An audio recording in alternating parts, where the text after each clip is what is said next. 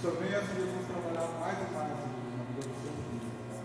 Que o Senhor venha falar na sua boca, Senhor Jesus, e através, Senhor Jesus, da sua palavra, Senhor Jesus, venha tocar no nosso coração, meu Pai. Estamos prontos nessa noite, Senhor Jesus, para receber, Senhor Jesus, o melhor de Ti, meu Pai amado.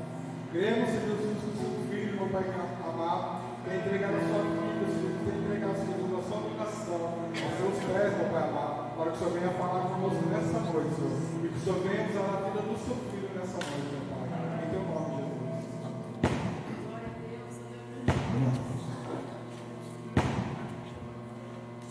Eu saúdo os irmãos ao paz de Jesus Cristo, amém? Pode se sentar, por favor.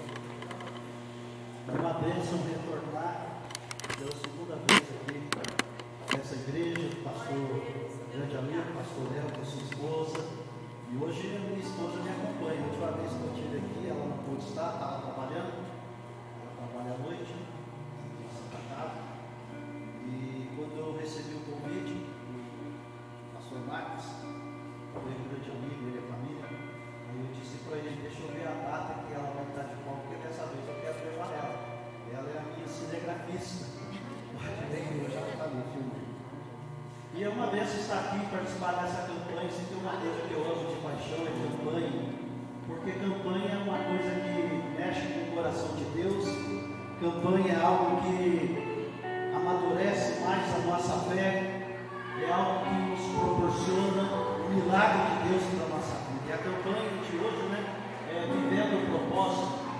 Viver o propósito significa que nós acabamos de sair de um processo. Quando nós acabamos de sair de um processo, significa que nós vamos vivenciar um propósito. E seja qual ele for, certamente Deus irá nos abençoar. E eu convido você, sentado mesmo, não precisa se levantar. Abre a sua Bíblia no livro de 1 Samuel. 1 Samuel. Obrigado, pastor Elton, por nos trazer aqui novamente, através do pastor Marcos, que Deus abençoe. 1 Samuel, você vai passar pelos 5 primeiros livros da Bíblia. Se me falha a memória, depois nós temos Josué, Juízes, Ruth, 1 Samuel, capítulo de número 17. Capítulo de número 17. Nós vamos ler alguns versículos desse capítulo, desse mesmo capítulo. O primeiro versículo 16, 1 Samuel, capítulo 17, versículo 16. Amém? Podemos ler? Chegava-se, pois, o filisteu pela manhã e à tarde, e apresentou-se por 40 dias. Aqui está falando de Golias. Vamos para o versículo de número 25, 26, 27. Versículo 25 desse mesmo capítulo, estou lendo na tradução da minha Bíblia, você acompanha na sua, nos diz assim: e diziam os homens de Israel: viste aquele homem que subiu? Pois subiu para afrontar a Israel. A dizer, pois, que ao homem que o ferir, o rei Saul, o enriquecerá de grandes riquezas e lhe dará a sua filha, e fará isento de imposto a casa de seu pai Israel. Então falou Davi aos homens que estavam com ele, dizendo: que farão aquele homem que ferir este filisteu e tirar a afronta de sobre Israel? Quem é, pois, este incircunciso filisteu para afrontar os exércitos do Deus vivo? E o povo tornou a falar conforme aquela palavra, dizendo: assim farão ao homem que o ferir. Amém? Amém? De acordo com esse texto que nós acabamos de ler, eu trago aqui para a nossa reflexão um tema bastante importante, até porque são situações que nós vivenciamos no nosso dia a dia, todos nós, enquanto estivermos aqui inseridos nesse mundo, nós vamos vivenciar situações muito desagradáveis que vêm também para tirar a nossa paz, que também vêm para roubar a nossa alegria. E de acordo com o nosso texto, que nós acabamos de ler, eu trago aqui para a nossa reflexão um tema bastante sugestivo: transformando desafios em oportunidade. Porque tudo, pastor, você há de convir comigo, que Davi enxergou nessa situação foi uma grande oportunidade, não é, meu querido? Prazer revê-lo, Deus te abençoe. Foi uma grande oportunidade, porque Davi era só um pastorzinho de ovelha. E tudo que ele conseguiu enxergar diante desse grande desafio, em que os outros se sentiam amedrontados, em que os outros se recuavam, se acuavam dessa situação, ele viu aqui uma grande possibilidade de mudança na vida dele. Ele enxergou, amigo, nesse problema, nessa situação, ele conseguiu enxergar uma grande possibilidade de mudar a vida dele, de mudar a situação dele, e transformar, mudar ou transcrever uma situação de dificuldade. É justamente isso, é um processo. Um processo que dói, um processo que machuca, um processo que nos faz recuar, um processo que certamente também vai nos amadurecer. É um processo que envolve mudança de perspectiva, é um processo que envolve visão, que envolve concepção. As pessoas muitas vezes têm uma concepção errada do problema que ela está enfrentando, que ela está passando. Ela acha que acabou o mundo, ficou sem chão e não sabe mais o que fazer ou para onde ir. É um processo que envolve foco em solução e não na problemática da situação. E quando aqueles homens enxergavam a problemática da situação por 40 dias, Davi teve um foco, uma perspectiva e encontrou soluções que foram favoráveis ao povo de Israel, como também para ele, é claro. Deixa eu te contar uma coisa, eu acredito que principalmente os estudantes que sabem disso. No ano de 1945, por volta do dia 6, 9, entre 6 e 9 de agosto, os Estados Unidos lançou 2 bombas nucleares sobre as cidades de Hiroshima e Nagasaki. E cerca de 140 mil pessoas morreram naquela época. A cidade ficou totalmente destruída, ficou devastada, debaixo dos escombros. As 2 cidades foram totalmente carbonizadas. E os que ficaram, sobreviveram, ficaram ao relento, ficaram abandonados com o efeito daquela bomba nuclear. E os que sobreviveram não tinham outra saída, outra solução. Porém, no ano de 1947, Shinzo Hamai, o prefeito de Hiroshima, ele fez uma declaração aos seus sucessores. E ele disse o seguinte: vamos unir forças para varrer da nossa terra o horror da guerra e construir a paz. E hoje a cidade é um dos lugares mais visitados no Japão pelos turistas. Bill Gates, um magnata empresário, fundador da Microsoft, um dos maiores empresários do software do mundo. Ele chega, ele vai ser entrevistado. Foi o homem que revolucionou o computador, e ele vai ser entrevistado por uma jornalista, uma repórter, e a pergunta dela para ele foi o seguinte: pastor, qual o segredo do seu sucesso? Ele simplesmente pega o seu talão de cheque, atira uma folha, dá para aquela moça e diz para ela o seguinte: preenche esse cheque no valor que você quiser. E ela responde: eu não vou fazer isso. Pela segunda vez ele insiste: preenche essa folha no valor que você quiser, pode preencher o que vier na tua cabeça, preenche. E mais uma vez ela vai dizer: eu não vou fazer isso. Eu só preciso saber qual é o segredo do seu sucesso. Então foi quando ele pega aquela folha, ele rasga aquela folha de cheque e diz para ela que o segredo do meu sucesso é que eu nunca perdi uma oportunidade. E você acabou de deixar de ser a repórter mais rica no mundo. Vocês não estão entendendo? transformar as dificuldades, meu querido, enxergar isto como uma grande oportunidade de vitória que Deus quer trazer para a sua vida. Por 40 dias, manhã, tarde, por que não à noite? Aquele filisteu, por nome de Golias, aterrorizava. Por 40 dias, meu querido, nós já sabemos disso, eu só estou aqui relembrando.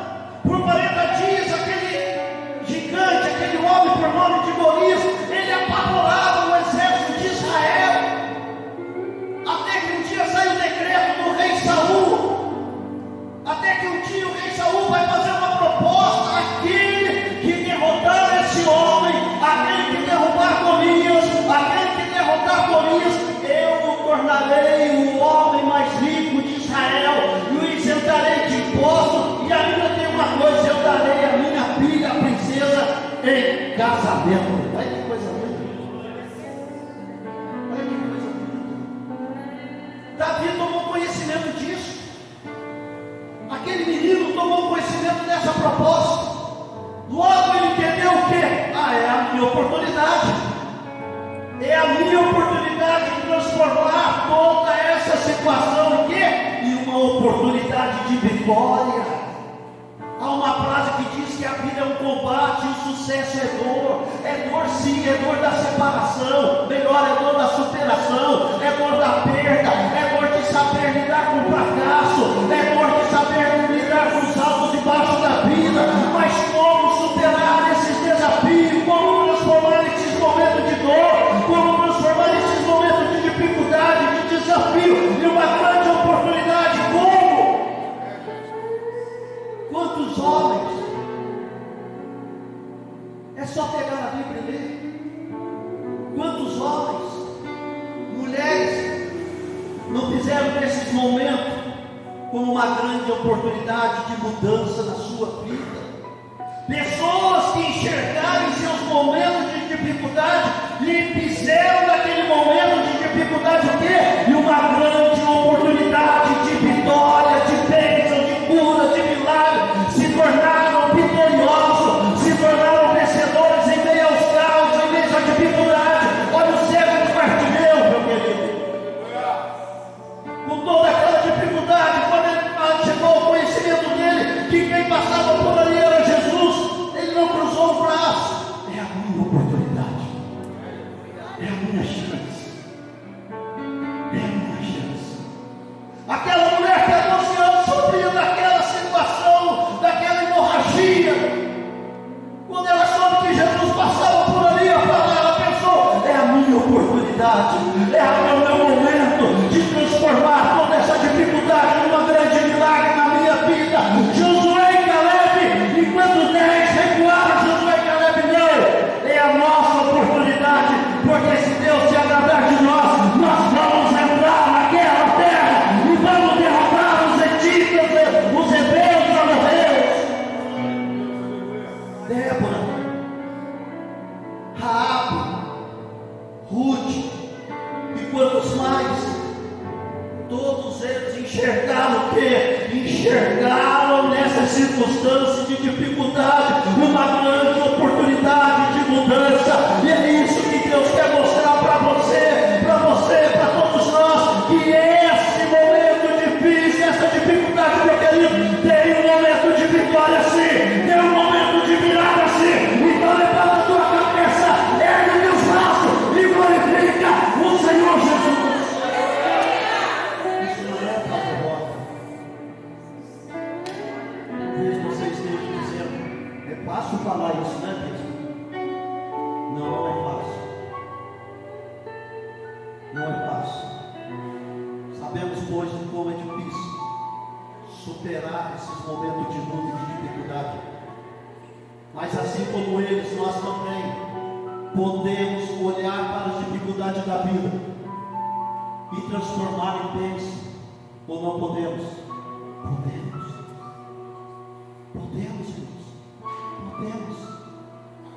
Podemos olhar para as dificuldades da vida, por esse momento que você está passando, enfrentando, e transformar tudo isso em bênção. Mas como, meu bispo? Como? Existem alguns princípios porém não como via de regras, mas existem alguns princípios que eu quero trazer aqui para você. O primeiro princípio: desenvolvendo uma gestão emocional. O que é desenvolver uma gestão emocional? Gestão é o fato de você saber gerenciar, administrar aquele momento, aquela situação que você está passando. É você saber planejar de forma correta uma organização, é saber você gerenciar a renda da família, é você saber gerenciar os seus estudos, é saber você gerenciar o momento que você está passando para você não perder o foco, seja de uma empresa, seja na tua casa, seja numa comunidade, o que for. E quando se fala em gestão, falamos de pessoas que têm a capacidade de construtiva. A pessoa que tem a capacidade construtiva de avaliar o momento, avaliar a situação e se adaptar às situações adversas. Por exemplo, hoje eu estou com vontade de ir lá e comprar um carro.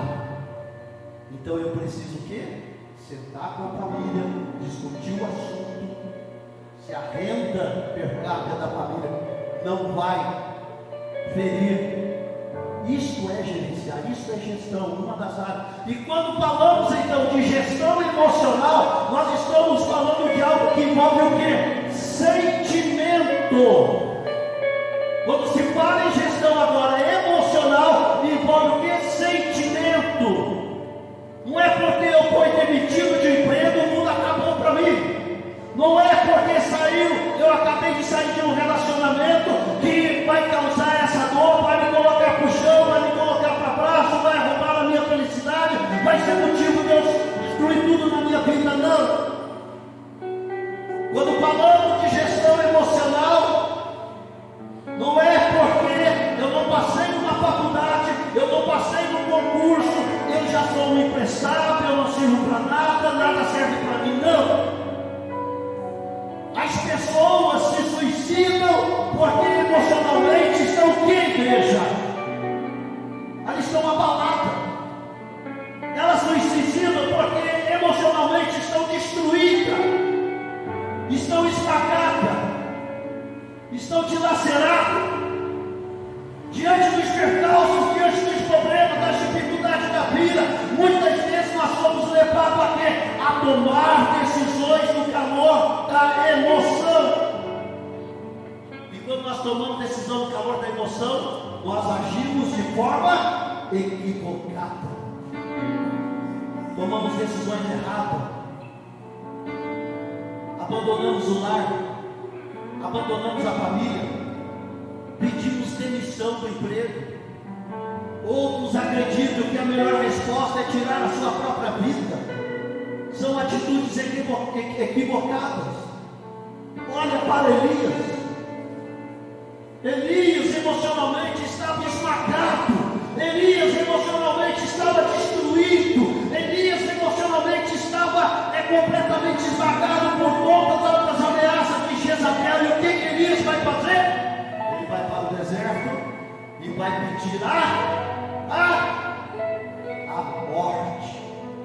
Olha para Agar, mãe de Ismael, serva de Abraão e Sara.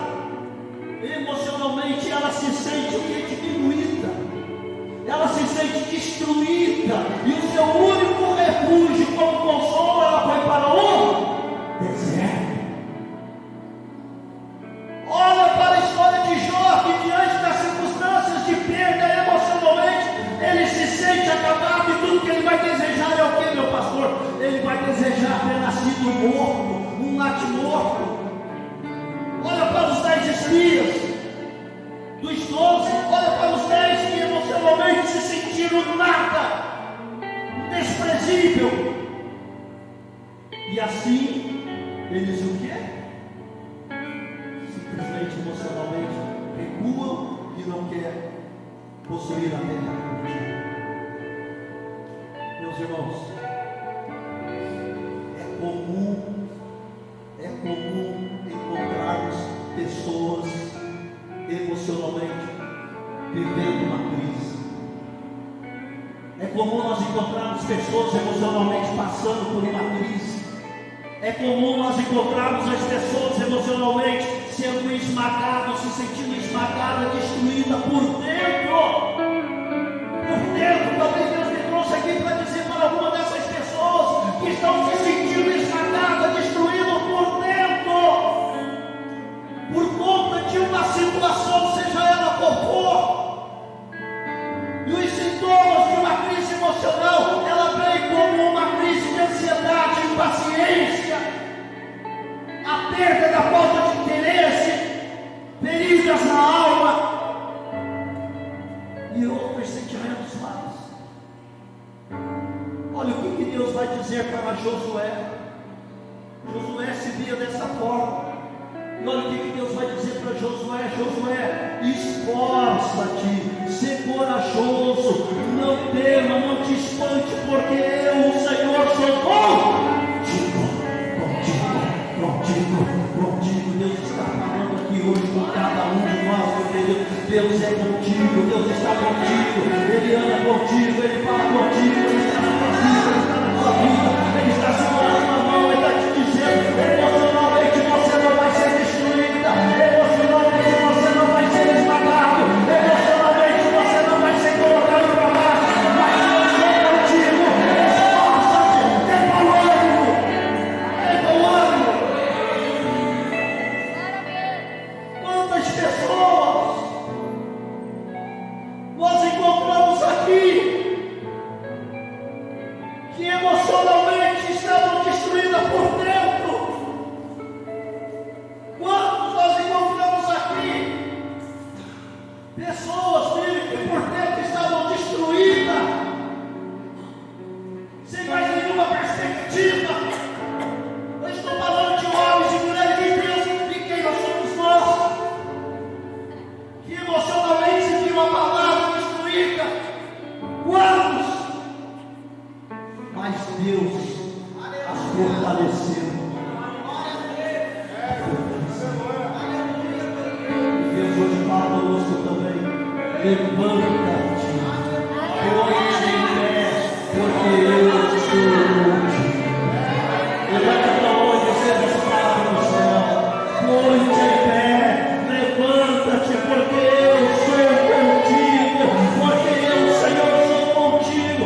Deus está presente para nos fortalecer quando nós mais precisamos. Deus está presente para nos curar emocionalmente, para curar a nossa ferida. Ele nos renova a cada dia, Ele nos fortalece a cada dia um novo dia, na pessoa de Cristo, vivendo melhor, desfrutando melhor.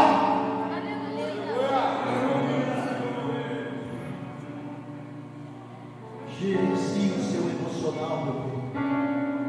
Gerencia emocionalmente aquilo que te sufoca.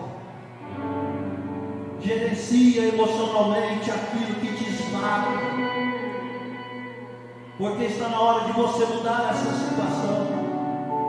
Está na hora de você sair desse quadro. Mas como, meu Deus? Provérbios 23, versículo 7. Porque como imagine a sua alma, assim você é. Enquanto você conviver com pensamentos negativos, tudo que vai vir é derrota. Enquanto você estiver com pensamentos negativos, o que vai gerar dentro da tua vida é o quê? Fracasso. Enquanto você conviver com pensamentos negativos, tudo que vai vir para a tua vida é o quê? Fracasso, derrota. Mas quando você vier para você emocionalmente pensamento positivo, porque pensamento positivo gera milagre. Eu vou lá, eu vou tocar, e eu sei que se eu tocar, eu vou ser curado. As pessoas tocavam, as pessoas barravam, as pessoas encostavam nele, mas ela disse não, pensamento positivo gera milagre. Eu vou lá, eu vou tocar, e eu sei que eu vou ser curado.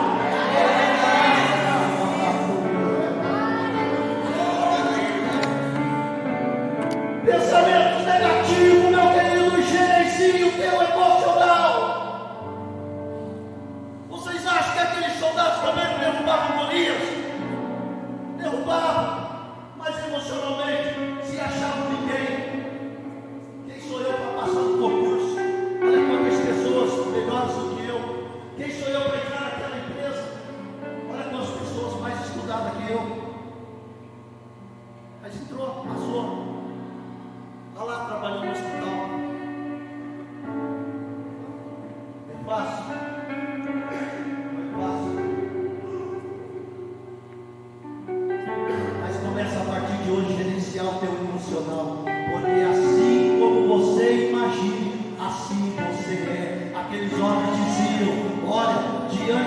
gigantes lá na terra.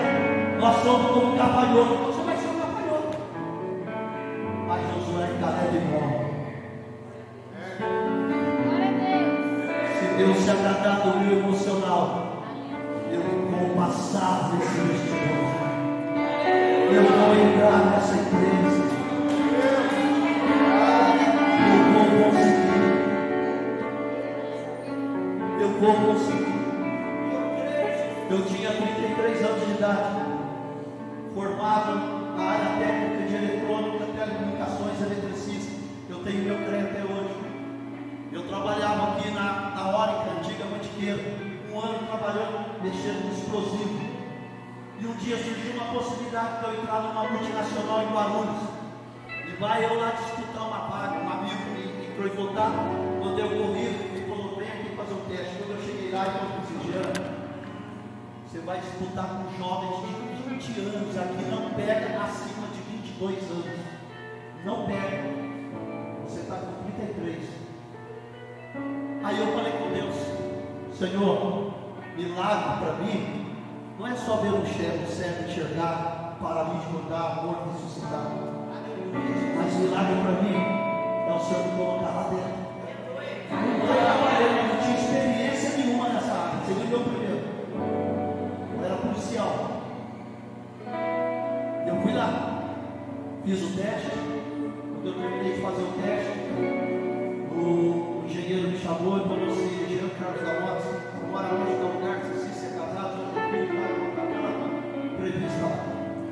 Bom, senhor Jean, é o seguinte, eu precisava fazer um teste, senhor, teste lá para bancada, aparelho que eu nunca vi na minha vida, mas é o seguinte, não vou fazer esse teste com você. Passa lá no RH, deixa a sua carteira de trabalho, faz o exame médico e essa semana você começa a trabalhar. É isso, irmãos. Começa a gerenciar o teu emocional, meu querido. Vocês estão me entendendo ou eu não estou sendo claro aqui? Começa a gerenciar o teu emocional. E a palavra de hoje é isso. Eu não vim aqui trazer, também não sou contra repreender, mas é importante você entender isso. É importante você entender isso e gerenciar o teu emocional. Assim como você pensa que é, assim você vai ser, meu querido. Não é porque você não passou ali e acabou, não. Não é porque você não entrou ali e acabou, não. Deus sempre tem o melhor para a nossa vida. Em segundo lugar, como nós podemos transformar a nossa dificuldade em uma oportunidade de vitória, que foi o que Davi enxergou, é desenvolvendo uma gestão de decisão. Eu já disse, gestão é o fato de você saber gerenciar uma situação. Tem família que se perde porque não sabe gerenciar a renda familiar dentro de casa. Tem homens que se perdem porque o primeiro carro que compra e fica aquele casado com aquele carneiro lá mais de 60, 80 prestações. O carro acaba, mas o carneiro está firmando. Segundo princípio, como que eu posso transformar toda essa situação da minha vida que eu estou passando numa grande oportunidade de vitória, de sair do outro lado como vencedor, desenvolvendo uma gestão de decisão. É você gerenciando as suas decisões de forma eficaz. Muitos estão gerenciando suas decisões no calor da situação. Vou tomar uma água aqui. Muitos estão gerenciando as suas decisões no calor da situação. No calor da situação.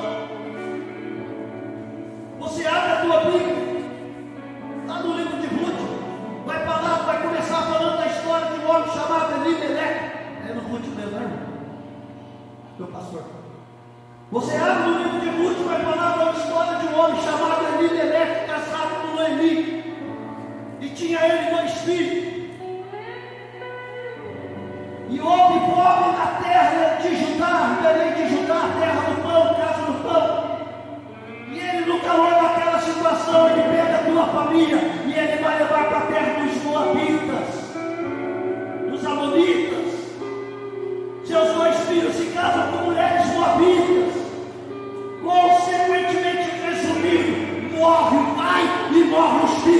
Noemi vai voltar sozinha com as suas duas noras, só ficou a esposa.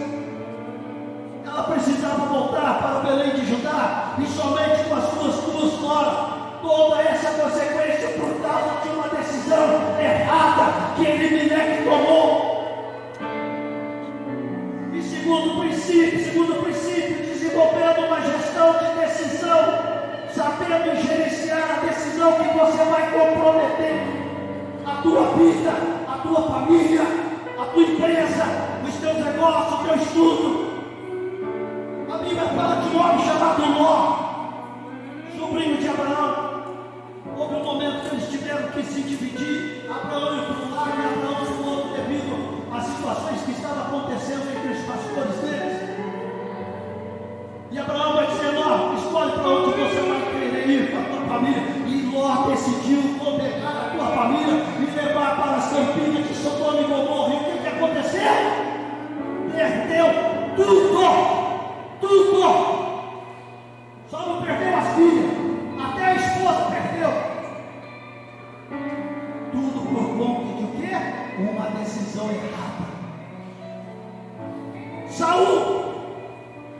Rei Saul, foi rejeitado, perdeu todo por conta do que, igreja? Uma decisão errada. As decisões que nós tomamos no nosso dia a dia, sem sombra de dúvida, serão comprometedoras.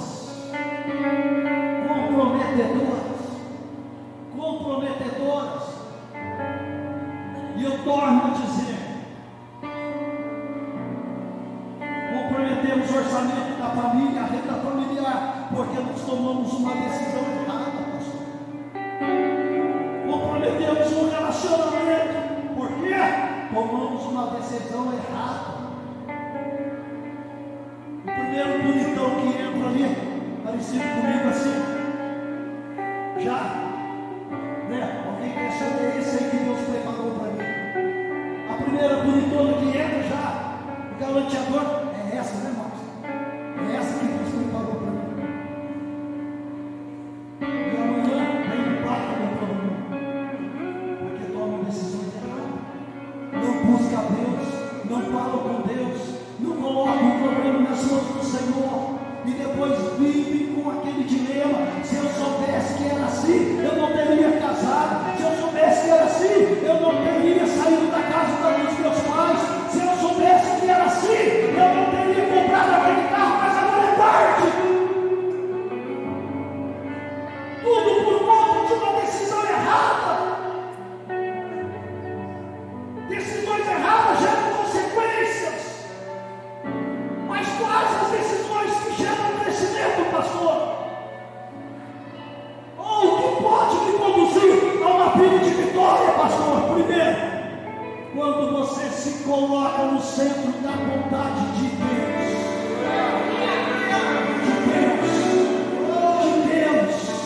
Deus era com Daniel, porque ele decidiu não se contaminar. Deus era com Ananias, Deus era com Misael, Deus era com Azarias, porque eles decidiram não se curvar diante de uma estátua. Aleluia. Maria vai dizer para o anjo Gabriel: cumpra em mim segundo a tua vontade, não a minha. Jesus está no Getsemane e ele vai dizer: Pai, afasta de mim este cálice, mas todavia não seja feita a minha vontade, mas a tua vontade.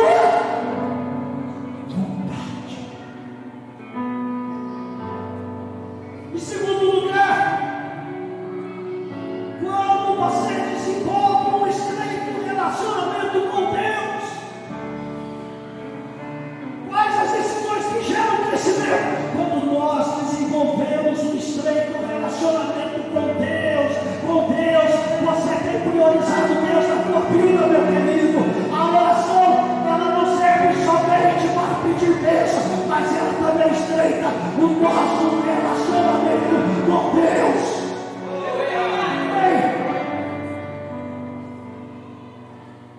Ela é um vínculo que nos estreita, que vai nos conectar com o céu. vai gerar milagre e a resposta de Deus na tua vida, e você vai viver o propósito. Em terceiro lugar, é quando eu reconheço que algo precisa ser mudado em mim. Que algo precisa ser mudado em mim. Quais as decisões que geram crescimento na minha vida? Quando eu reconheço que algo precisa ser mudado em mim. Me ajuda, por favor, que eu estou sem a garganta. Quando algo precisa ser mudado em mim. Aquele filho pródigo entendeu isso. Algo precisa ser mudado em mim. Eu irei ter com meu pai. Eu vou abraçar o meu pai. Eu vou beijar o meu pai. E eu vou dizer para o meu pai: eu pequei contra o céu e perante ti. O texto do filho pródigo começa assim: caindo ele em si, ou seja, ele começou a reconhecer que algo precisava ser mudado na sua vida. E aí eu posso entender que o que vai me conduzir a uma vida de vitória é quando eu entendo que o papel de Deus na minha vida está no propósito, para que eu possa viver isso, meu querido. E eu já estou encerrando.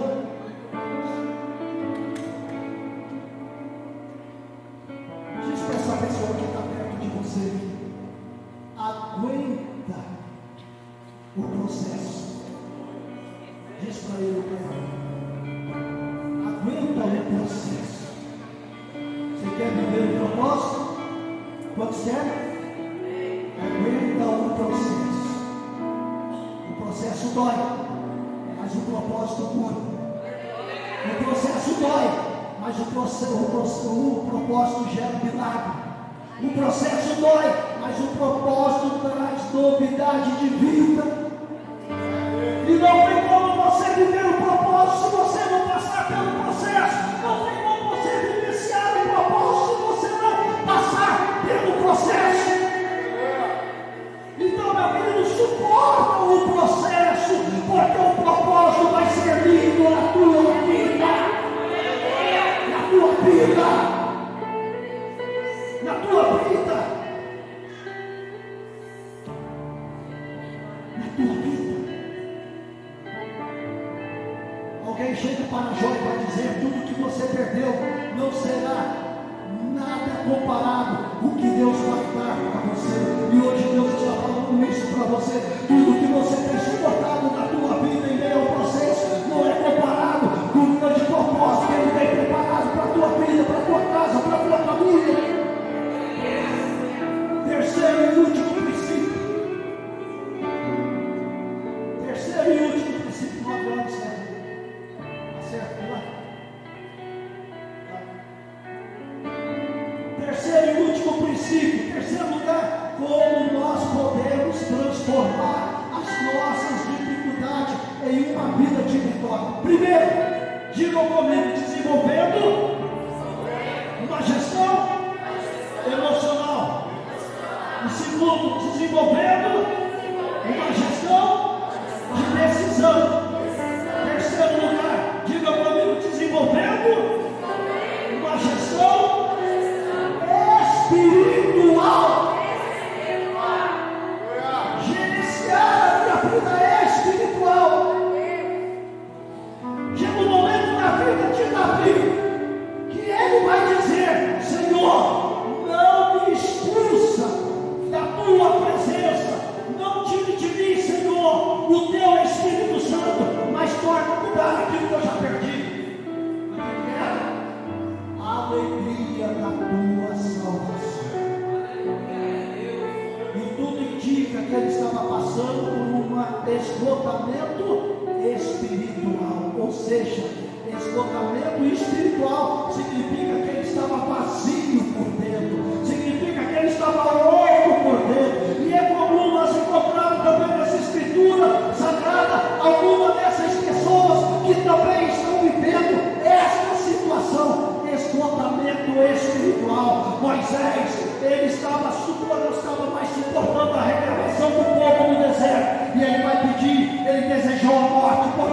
esgotamento espiritual. Jeremias, ele sofreu com a rejeição do povo, com os insultos do povo. E em alguns momentos ele vai chegar a pedir a morte. Elias, como eu já citei, ele também, após o grande triunfo, o povo desceu no holocausto, pegou o povo e queimou aquele lugar. Mas diante da ameaça de Jezabel, ele vai ter um esgotamento espiritual. E ele vai correr, ele vai se esconder e vai também desejar a morte. Jó, considerado o homem mais justo da sua época, após sofrer a grande perda da tua vida, que vocês sabem qual foi, ele desejou ter sido natimorto, ele desejou a morte. Isso é o que, irmão? Esgotamento espiritual. E o esgotamento espiritual afeta o nosso emocional. O nosso emocional afeta tanto o emocional, também como o nosso espiritual. E muitas vezes tira a nossa capacidade de servir a Deus. Eu quero fazer uma pergunta aqui. E eu falo por mim mesmo. Se eu não teve aquele dia mais, não estou com vontade de ir na igreja. Não quero ir hoje, chega amanhã. Não estou com vontade de ir na igreja. Não quero mais ir na igreja. Já passou por isso? Hein? Quem passou por isso? Estou levantando minha mão. Não é, pastor? As pessoas acham que pastor é algo de terra. Não. Passa não. Houve um momento da sua vida que você não se sentiu assim? Ou eu estou mentindo? Quem já não passou por isso? Por esgotamento espiritual. Agora sabe coisa, não quero mais. Vou ficar quietinho no plano, aqui mesmo eu sou Deus, aqui é a mesma porta. Jesus falou, entra no seu quarto, fecha a porta, agora está tudo bem. Esgotamento espiritual. E esse esgotamento afeta o nosso emocional, a nossa capacidade de adorar, de servir a Deus. Esgotamento espiritual traz consigo características negativas. E isto eu posso dizer com toda a convicção, diante daquilo que eu já estudei, diante daquilo que eu aprendi, isto é uma situação séria, que precisa ser tratado, que precisa ser curado, que precisa ser superado, onde muitas pessoas vão atrás de um psicólogo, nada contra.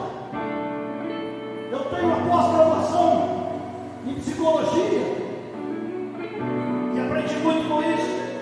Mas como lidar então isso com esse sentimento? Quando nós somos pegos de surpresa, quando nós somos abatidos por ele, como gerenciar esse sentimento? Primeiro, o irmão do louvor que falou,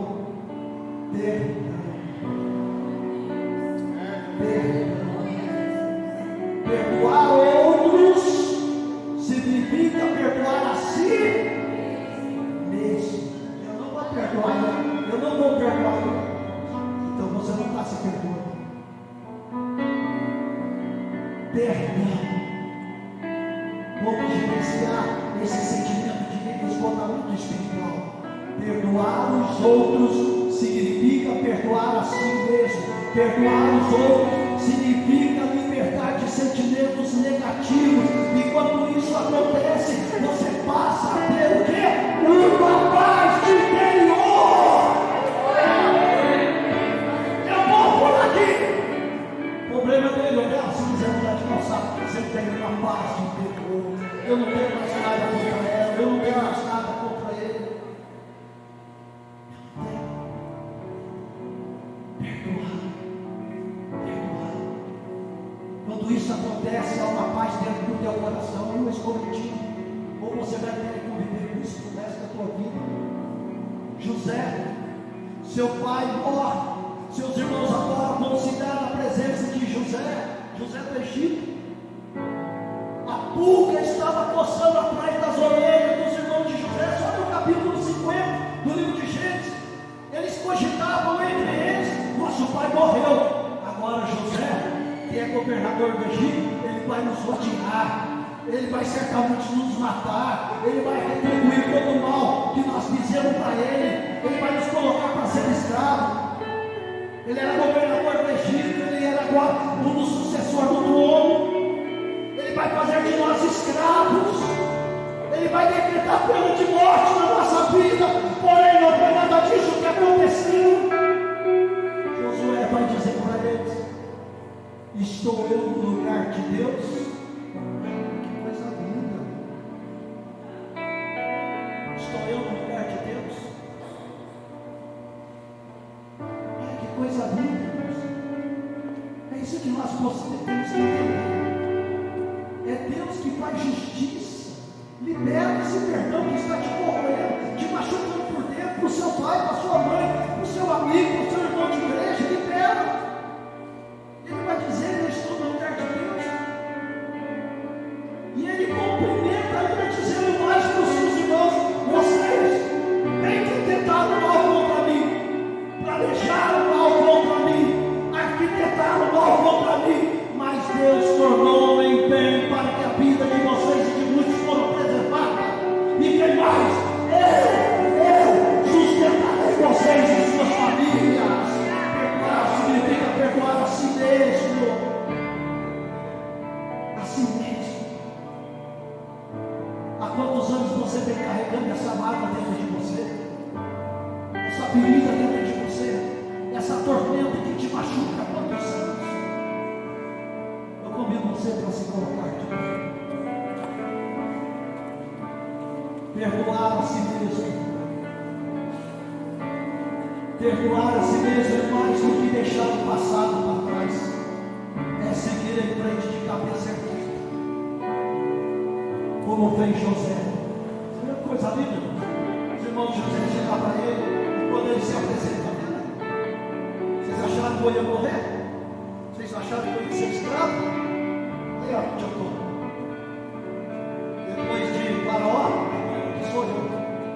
Olha que coisa linda, porque ele soube perdoar a si mesmo. Ele soube liberar isso.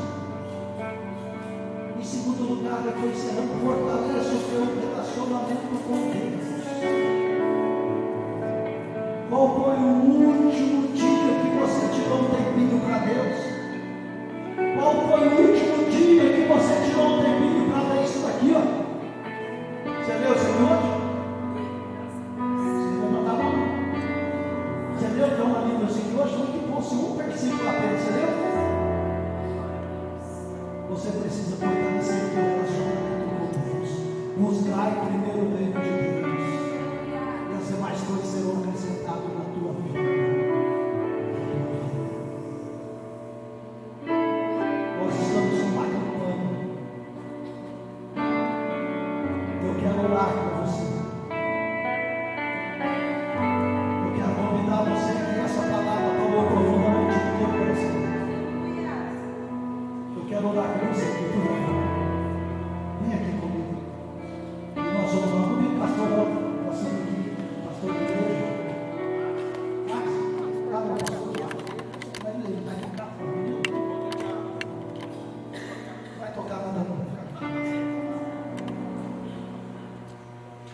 Nós queremos orar por você. Essa palavra ela vem como cura para a sua vida. Ela vem para te fortalecer. Eu quero orar, nós queremos orar por você. Nós queremos orar por você. Que emocionalmente hoje o Senhor quer mudar essa situação da tua vida. Nós queremos orar por você que hoje certamente vai tomar a decisão certa. Senhor, eu quero gerenciar o meu emocional, eu quero gerenciar todas as minhas decisões, eu quero gerenciar o meu espiritual, mas debaixo do centro da vontade do Senhor.